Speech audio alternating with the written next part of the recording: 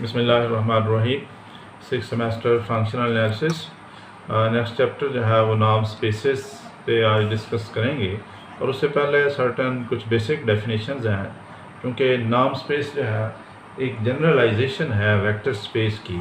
तो बेसिक आप लोगों को ये समझना होगा कि वेक्टर स्पेस का जो स्ट्रक्चर है, जो उसका ढांचा है, उसकी प्रॉपर्टीज़ हैं, वो सारी की सारी आपके पास उनको रिफ़्रेश करना है, ताकि देन नाउन स्पेसेस को समझना जो है वो इजी हो जाएगा। तो फील्ड क्या होता है? फील्ड एक सेट है, नॉन एम्प्टी सेट है, together with two binary operations addition and scalar multiplication, जिस पे और साथ डिस्ट्रीब्यूटिव लॉज होल्ड करते हों, हम उसको क्या कहते हैं? फील्ड कहते हैं। तो field is a set. The set is closed under the four operations addition, like that, and division by non-zero elements. So integers are not closed under division. Finite field एक ऐसा फील्ड जिसके element जो हैं वो finite हों, और infinite का मतलब है जिसके एलिमेंट फाइनाइट ना हों। Set of real numbers and complex number form an infinite field बनाते हैं। आगे मेरे पास है रेजिड्यू क्लासेस। और रेजिड्यू क्लासेस क्या होते हैं? The set of residue classes form of finite field, कि ये भी एक फाइनाइट फील्ड बनाते हैं। रेजिड्यू क्लासेस में गोया आप ग्रुप थ्योरी और नंबर थ्योरी में भी पढ़ चुके हैं। कंसीडर एन इक्विवेलेंस रिलेशन और a set of integers defined by x is equal to y. Take m prime number such that x can be written as y into multiplied 7. So equivalence classes are there which divisible by 7, like that minus 21 minus 14 7 zeros, like इनके इस तरह one reminder आपके पास, फिर 2 की element की जो class बनेगी, और साथ 3 की, ये पूरे हैं जो ज़ीरो रिमाइंडर प्रोड्यूस कर रहे हैं। इस तरह 1 वाले हैं, फिर 2 वाले हैं, फिर 3 वाले हैं। गोया ये एक फील्ड है अंडर रेजिड्यू क्लास। तो वेक्टर स्पेसेस पे बात करेंगे। वेक्टर स्पेस और लीनियर स्पेस पे इसको नाम देते हैं ओवर अ फील्ड के। फील्ड के से भी ज़ाहिर किया जाता है, सर्टन एफ से भी ज़ाहिर करते हैं। is a non-empty set X with two algebraic operations. तो उसके ऊपर क्या है? 2 operations हैं। These operations are called vector addition and scalar multiplication of vectors. Vector addition में आपने 2 वेक्टर लेते हैं, उनको ऐड कर लेते हैं, और ये associative property भी रखते हैं, commutative भी रखते हैं। Further, if there exists a vector 0, कि अगर आपके पास कोई vector null x + 0 = x, and उसमें आपके पास उसी का नेगेटिव करके ऐड करेंगे तो आंसर आपके पास 0 आएगा। Multiplication bye scalars, it is associated with every vector x and scalar alpha. A vector alpha x is called product of alpha and x. So alpha into beta x can be written alpha beta with x, and 1 with multiplied x can be written equal to x. In the distributive law, left side से distributive law करें या right side पे करें। और इसी तरह आपके पास ये जो स्केलर मल्टीप्लिकेशन होती है उसको भी आप डिफाइन करते हैं।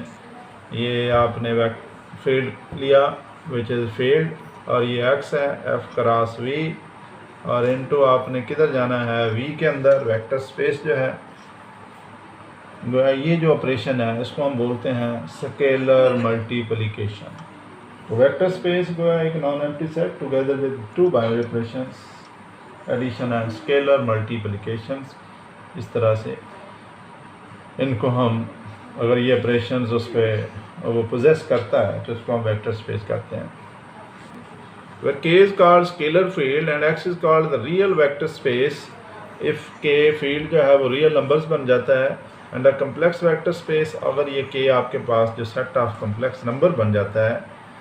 सब स्पेस क्या होती है कि कोई भी वेक्टर स्पेस V या X का कोई सबसेट हम लेते हैं। सब space of vector space X is a non-empty subset Y of X such that y1 y2 belongs to this y, आप y उसके दो एलिमेंट लेते हैं and all scalars alpha beta, we have alpha y1 plus beta y2 belongs to y.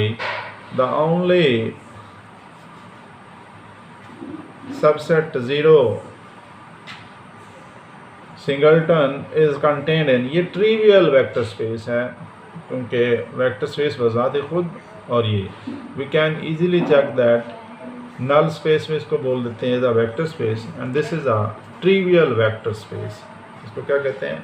Trivial vector space. Note, finite set can not form a subspace except this one. अब ये linear combination क्या होता है? Vectors का linear combination और linear combination के अंदर दो तरह के सेट होते हैं, set of linearly independent vectors and set of dependent vectors. Given vector space x and a finite set y x1 x2 xn, then the combination, scalar combination with vectors alpha 1 with x1, alpha 2 x2, alpha and xn is a linear combination of elements of y where alphas are scalars, and this is also linear combination. These combinations are infinite because a field are finite infinite, and so we get, and similarly infinite combination of any finite space.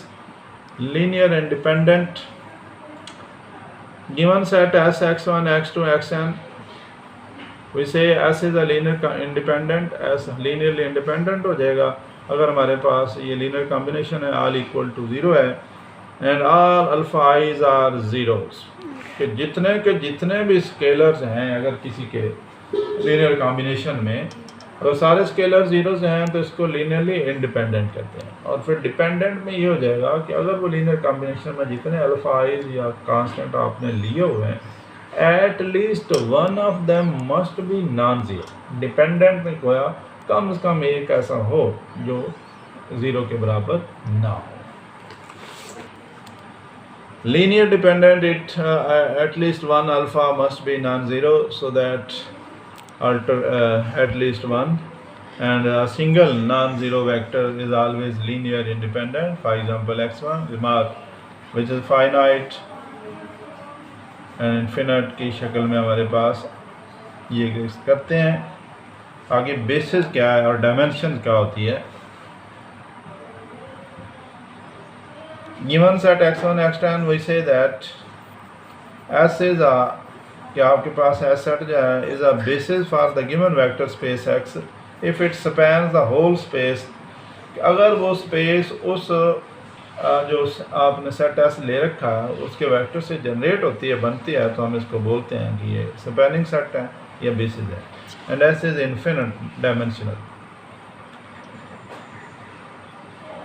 Finite dimensional अगर उसके number of elements जो vectors की तादाद finite और infinite हो जाएगा, नहीं है. और डायमेंशंस में ये होता है कि आपके पास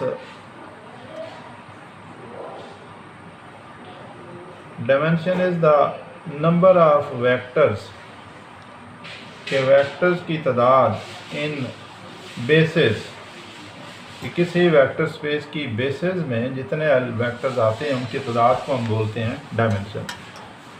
नेक्स्ट आज के जो टॉपिक है नॉर्म स्पेसेस के हवाले से, तो नॉर्म स्पेस बेसिकली क्या है कि कोई भी एक्स एक लीनियर वेक्टर स्पेस होगा, उसमें हम ये नॉर्म का एक फंक्शन इंट्रोड्यूस करवाएंगे और इसको हम बोलेंगे कि बेसिकली ये अगर आप, ये हमारे पास है ये एक फंक्शन एक्स, आपके पास वो वेक्टर स्पेस और ये सेट ऑफ रियल, तो ये एक नॉर्म स्पेस.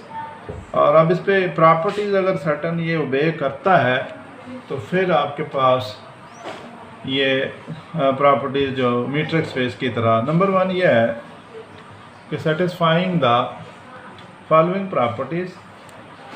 एक्स नाम किसी वेक्टर का नाम लिया जाए वो नॉन नेगेटिव होगा और इक्वल टू 0 होगा if and only if x बजाते खुद वो 0 आ जाएगा. देन आपके पास है अल्फ़ा, अल्फ़ा एक्स नाम is equal to alpha mod and x नाम alpha belongs to k and x belongs to x. For any x y members of x, then this is also आपके पास triangle inequality modulus की कि x plus y का नाम is always less than equal x नाम plus y नाम. तो these are the three basic. ये triangle inequality आपके पास है और फिर ऊपर वाले इसको होमोजेनियस स्केलर मल्टीप्लिकेशन प्रॉपर्टी कहते हैं. तो एक तो ये बात समझ में आई कि नाम जो होता है वो एक नॉन नेगेटिव फंक्शन होता है. स्केलर जब लिया जाएगा तो स्केलर आपके पास मॉड में चला जाएगा और एक्स का वेक्टर का जो है वो नाम ले लेंगे. सो इन दिस वे अगर किसी सेट एक्स के साथ ये कोई भी नॉन एम्प्टी सेट एक्स जो हमने वेक्टर स्पेस ले रखा है, अगर उस पर ये नाम फंक्शन जो है वो अप्लाई करें और ये प्रॉपर्टी वो वेरीफाई हो जाए, उसके अंदर हमें ये प्रॉपर्टी को होल्ड करता हो, सेटिस्फाई करता हो, then such a space is called नाम स्पेस. इसको हम नाम देते हैं कि ये नाम स्पेस कहलाती है.